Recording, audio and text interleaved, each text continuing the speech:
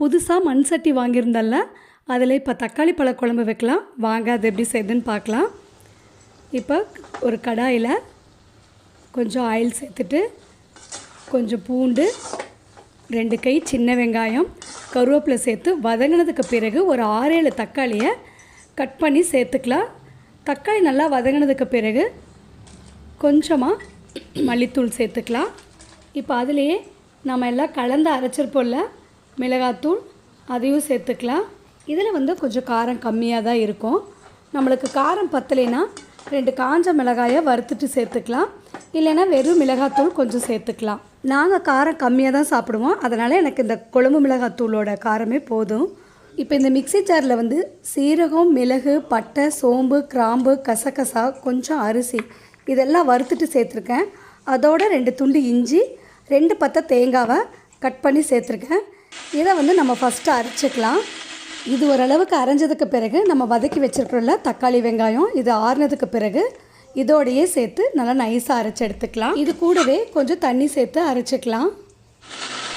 இப்போ அடுப்பில் புதுசாக வாங்கிட்டு வந்திருக்கிறோம்ல மண் சட்டி, இதை எடுத்து வச்சுக்கலாம். இது நல்லா சூடாகட்டும். அதுக்கு பிறகு நம்ம ஆயில் சேர்த்துக்கலாம்.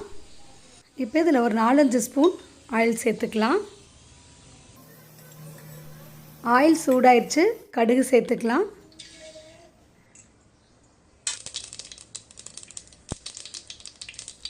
கடுகு பொரிஞ்சதும் கொஞ்சமாக வெந்தயம் சேர்த்துக்கலாம். இப்போ கட் பண்ணி வச்சுருக்கிற சின்ன வெங்காயம், கொஞ்சம் கருவேப்பிலை சேர்த்து வதக்கி விட்டுக்கலாம். வெங்காயம் வதங்கினதுக்கு பிறகு கொஞ்சமாக மஞ்சள் தூள் சேர்த்துக்கலாம். இப்போ அரைச்சி வச்சுருக்கிற தக்காளி வெங்காய விழுது சேர்த்துட்டு தேவையான அளவு தண்ணி, உப்பு இதெல்லாம் சேர்த்து கலந்துட்டு தட்டு போட்டு மூடி வச்சிடலாம்.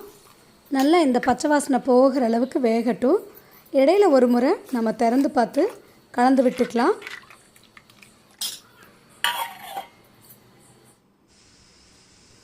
இந்த அளவுக்கு நல்லா குழம்பு கொதிச்சு வரணும்.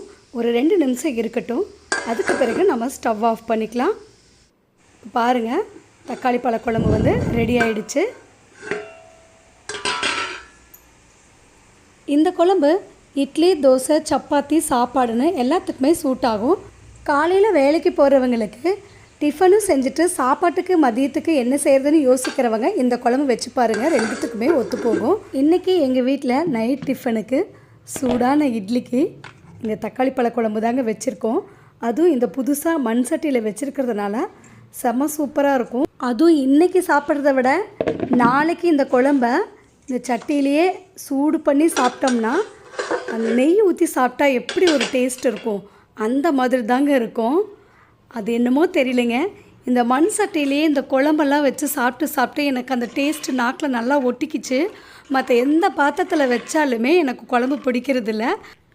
என்கிட்ட ஏற்கனவே சின்னதாக ஒன்று இருக்குது. கெஸ்ட்டு யாராவது வந்தாங்கன்னா அதில் குழம்பு வச்சா பத்தாது, அதனால தான் கொஞ்சம் பெரிய சட்டி வாங்கி நான் இதை பழக்கி வச்சுருக்கேன். நம்ம மட்டும் சுவையாக சாப்பிட்டா எப்படி, நம்ம வீட்டுக்கு வர்றவங்களும் நல்லா சுவையாக சாப்பிடட்டுமே. அடுத்தது என்கிட்ட ஏற்கனவே பழைய மண் சட்டி சின்னது ஒன்று இருந்துச்சு. அதில் நான் பருப்பு கடைஞ்சிருக்கேன். இந்த இட்லிக்கு இந்த துவரம் பருப்பு, பச்சை மிளகாய் போட்டு கடைஞ்சோம்னா சூப்பராக இருக்குங்க. இதுவும் நீங்கள் ட்ரை பண்ணி பாருங்களேன், செம்ம சூப்பராக இருக்கும். இந்த வீடியோ உங்களுக்கு பிடிச்சதுன்னு உங்கள் ஃப்ரெண்ட்ஸ்க்கும் ஷேர் பண்ணுங்கள், லைக் பண்ணுங்கள். புதுசாக இப்போ தான் என்னோடய வீடியோ பார்க்குறீங்கன்னா கீழே இருக்கிற ரெட் கலர் சப்ஸ்கிரைப் பட்டனை கிளிக் பண்ணிவிடுங்க. என்னோடய வீடியோ பார்த்தவங்க அனைவருக்கும் நன்றி.